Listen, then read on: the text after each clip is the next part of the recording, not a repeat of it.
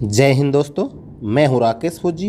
दोस्तों, आज के वीडियो में हम बात करेंगे यूपीएससी के थ्रू अभी असिस्टेंट कमांडेंट की जो वैकेंसी आई है, यानी कि BSF, CRPF, ITBP, SSB, CISF के अंदर जो जवान असिस्टेंट कमांडेंट की रैंक पे भर्ती होता है तो उसकी जॉब प्रोफाइल कैसी रहती है, क्या क्या उनको ड्यूटी करनी पड़ती है, क्या क्या फैसिलिटीज़ मिलती है, फैमिली लाइफ कैसी रहती है। यानी कि इस वीडियो के माध्यम से आपको असिस्टेंट कमांडेंट के बारे में पूरी जानकारी मिलने वाली है। अगर आप चैनल पे पहली बार आए हैं, चैनल को सब्सक्राइब जरूर कर लीजिएगा। इसके अलावा अगर आपको वीडियो अच्छा लगे तो एक लाइक ज़रूर करना। तो दोस्तों, अगर हम बात करें असिस्टेंट कमांडेंट की जॉब प्रोफाइल की, तो असिस्टेंट कमांडेंट जो होता है वो किसी भी फोर्स के अंदर जब भर्ती होता है तो असिस्टेंट कमांडेंट राजपत्रित अधिकारी, जिनको गजट अफसर बोला जाता है, इसकी पहली रैंक होती है।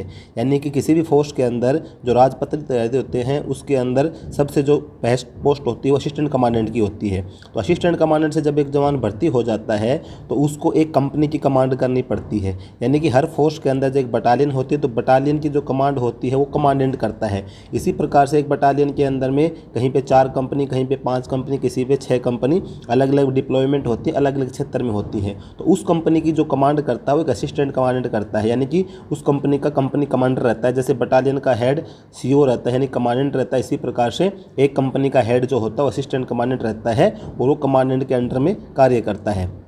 तो असिस्टेंट कमांडेंट भर्ती होने के बाद में उस कंपनी का वो सबसे मोस्ट सीनियर कमांडर होता है। यानी कि अपनी कंपनी, उसके कंपनी जो उसके अंडर में होती है, उसके जो जवानों को छुट्टी छोड़ना है, किसी प्रकार का वेलफेयर देना है, उनकी समस्याओं को सुनना है, समाधान करना है, उनको से ड्यूटी करवाना है, उनके लिए प्रशासनिक व्यवस्थाओं की व्यवस्था करनी है, तो ये सभी कंपनी कमांडर देखता है और अपने कमांडेंट के सहयोग से जवानों को हर प्रकार के वेलफेयर देने की कोशिश करता है। इसी प्रकार से अगर हम इनको बात करें रहने सहने के लिए, तो एक कंपनी कमांडर किसी भी कंपनी लोकेशन में रहता है तो उसको रहने के लिए एक अलग से आवास रहता है। यानी कि जो जवान भर्ती होते हैं, जैसे कांस्टेबल, हेड कांस्टेबल रैंक से असिस्टेंट सब इंस्पेक्टर रैंक हो, तो इनके लिए मतलब ऐसा नहीं है कि सबको सेपरेट रूम मिलता है। लेकिन अगर एक जो असिस्टेंट कमांडेंट से जो भर्ती होता है तो असिस्टेंट कमांडेंट के लिए, चाहे वो कंपनी लोकेशन में हो या कंपनी लोकेशन अगर आपकी प्लेन एरिया में यानी पीसफुल एरिया में है तो कंपनी लोकेशन से बाहर हो तो उसको एक सेपरेट आपके लिए आवास मिलता है। अगर पीसफुल एरिया में है तो उसको पूरा आवास मिलेगा। अगर वो कंपनी लोकेशन में रहता है, डिस्टर्ब एरिया के अंदर है, तो उसको अलग से रूम मिलता है, रहने के लिए अच्छी व्यवस्था रहती है। जवानों की तरह नहीं है कि जैसे भाई कांस्टेबल, हेड कांस्टेबल वगैरह उनके बीच में नहीं रहता है, क्योंकि उनके बीच में रहने से एक जो सीनियर होता है, एक असिस्टेंट कमांडेंट होता है, उसके बाद जैसे उसकी एक रेस्पेक्ट होती है, साथ रहने से वो ख़त्म हो जाती है एक प्रकार से, क्योंकि उसको कमांड करना है कंपनी को, तो उस हिसाब से जवानों से थोड़ी दूरी बना के रखना पड़ता है ताकि जवान उनकी उस प्रकार से रेस्पेक्ट कर सकें और वो भी जवानों को उसी प्रकार से मतलब आदेश पारित कर सकें। तो रहने के लिए इनकी अलग से व्यवस्था होगी। इसके अलावा कंपनी के अंदर किसी भी प्रकार की कोई ड्यूटी करवानी है, कोई ऑपरेशन करना है, या मतलब किसी प्रकार की जैसे इलेक्शन ड्यूटी जाना है, कोई भी अगर ड्यूटी मिली हुई है तो उसकी जो पूरी कमांड होगी, उस अभियान को जो देख रेख करता है वो एक असिस्टेंट कमांडेंट के अंदर में रहती है। फैमिली लाइफ की अगर हम बात करें तो फैमिली लाइफ बेहतरीन फैमिली लाइफ होती है, बशर्ते डिपेंड करता है कि आपकी जो पोस्टिंग है वो किस क्षेत्र में है। अगर आप पीसफुल एरिया में है तो आपके लिए बहुत ही मतलब एक फैमिली लाइफ आपकी सबसे बेस्ट रहती है। आप अपने परिवार को साथ में रख सकते हैं, परिवार के साथ टाइम स्पेंड कर सकते हैं। ऑपरेशनल एरिया के अंदर भी ज़्यादा हार्ड एरिया होता है, उसके अलावा मैक्सिमम जगह पे आप अपने परिवार को, क्योंकि आपको रहने के लिए अलग से आवास मिल सकता है, तो आप परमानेंट नहीं रह सकते, तो कभी बीच बीच में फैमिली को लेके रखे, मतलब असिस्टेंट कमांडेंट के अपने कैंप के अंदर भी फैमिली रख सकता है।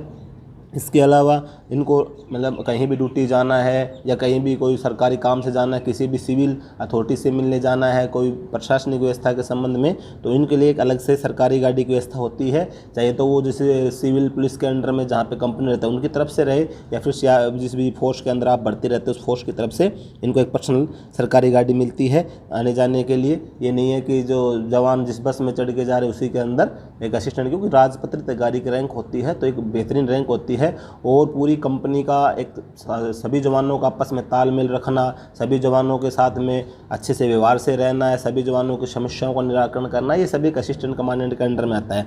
जो किसी भी फोर्स का है, हर फोर्स की ड्यूटीज़ अलग अलग है, लेकिन जो असिस्टेंट कमांडेंट है जो किसी भी फोर्स के अंदर है उसको कमांड अपनी कंपनी की करनी है। किसी में चाहे 100 जवान है, किसी 50 जवान हो, चाहे 150 जवान हो, जो उसको फोर्स के अंदर जो रूल रेगुलेशन है जिस हिसाब से कंपनी की नफरी होती है उसी हिसाब से उसको कमांड करनी पड़ती है। ओवरऑल अगर देखा जाए तो एक असिस्टेंट कमांडेंट की जॉब होती है। अगर आपको फोर्स की जॉब पसंद है तो एक बेहतरीन जॉब मानी गई असिस्टेंट कमांडेंट की, क्योंकि सबसे मेन जो है तो इसके अंदर राजपत्र अधिकारी होता है। इसके अंदर हर प्रकार के सुविधा एक राजपत्र अधिकारी को चाहिए, वो फोर्स के अंदर अपने कैंप के अंदर है, जो कैंप के अलावा किसी भी कंपनी या दूसरी बटालियन के लिए जाता है या कहीं छुट्टी पे जाता है तो हर प्रकार की एक सुविधा राजपत्र अधिकारी को मिलती हैं। तो दोस्तों यही थी एक छोटी सी जानकारी असिस्टेंट कमांडेंट की जॉब प्रोफाइल के संबंध में। अगर आपको किसी प्रकार का कोई डाउट हो तो आप कमेंट करके बता सकते हैं। जय हिंद।